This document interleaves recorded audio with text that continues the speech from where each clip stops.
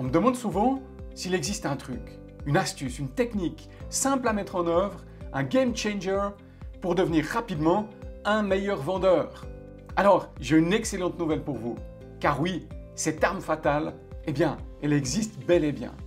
Et en fin de vidéo, je vous dirai comment l'utiliser pour booster votre performance. Je m'appelle Claude Vollery, je suis le fondateur du cabinet Plus 7, où nous vous aidons à gagner en efficacité commerciale. Imaginez la situation que je viens de vivre ce matin. À 8 h, j'ai rendez-vous à mon bureau avec le commercial d'une société qui distribue des imprimantes. Les imprimantes des marques les plus connues. Cette entreprise est réputée pour son professionnalisme, ses prestations de grande qualité et ses tarifs, disons, stratosphériques. Je souhaite remplacer mon équipement actuel car j'édite régulièrement des supports de cours en grande quantité pour mon activité et je souhaite avoir une impression bien plus rapide et plus qualitative. Le format A4 me convient parfaitement et je ne veux surtout pas d'une imprimante multifonction car d'une part, plus personne n'utilise le fax aujourd'hui, de l'autre, mon bureau est équipé d'un scanner haute performance qui fonctionne à la perfection. Si je trouve l'imprimante de mes rêves, alors franchement, le montant de l'investissement devient secondaire. Par contre, le coût d'impression par page fait partie de mes critères prioritaires. Mon besoin est donc très clair, en tout cas, il l'est pour moi. Et pourtant, à peine installé, le commercial commence à me parler d'une imprimante au format A3, qui fait actuellement l'objet d'une offre et qu'il peut me proposer à un prix attractif.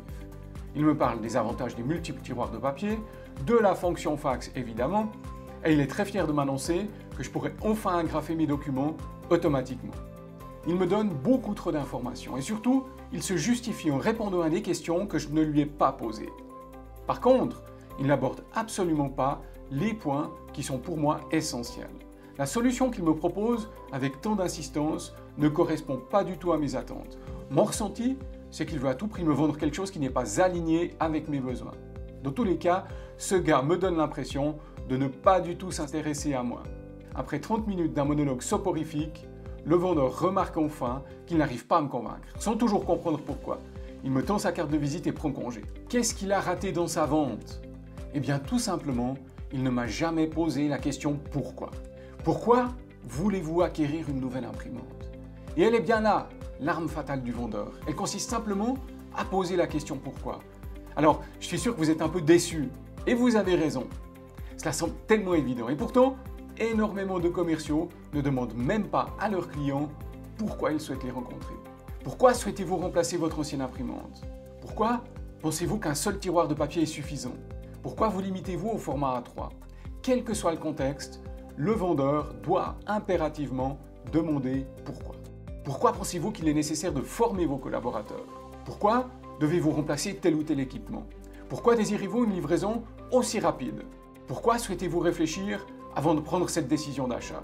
C'est en lui posant la question pourquoi que votre interlocuteur vous révèle ce qu'il attend de vous et ce qui est important pour lui. Et en plus, eh bien, il vous le dit avec ses mots à lui. Alors, en rebondissant sur ces réponses, vous avez toutes les informations maintenant pour argumenter de manière hyper ciblée et pour convaincre. Je vous ai promis de vous dire comment booster votre performance de vendeur. Eh bien là encore, ce n'est pas compliqué. Il faut systématiquement demander à votre client de développer ses réponses. À vous de creuser sous la couche superficielle et d'aller chercher un peu plus profond, un peu plus loin. Ne vous arrêtez pas à sa première réponse spontanément et forcément moins réfléchie. Et pour qu'il développe ses propos, rien ne vaut un enchaînement de questions pourquoi. Pourquoi estimez-vous que mes tarifs sont trop élevés? Parce que vos concurrents sont moins chers. Pourquoi pensez-vous que mes concurrents sont moins chers? Parce que j'ai pu comparer vos offres. Et selon vous, pourquoi arrive-t-il à des tarifs si bas?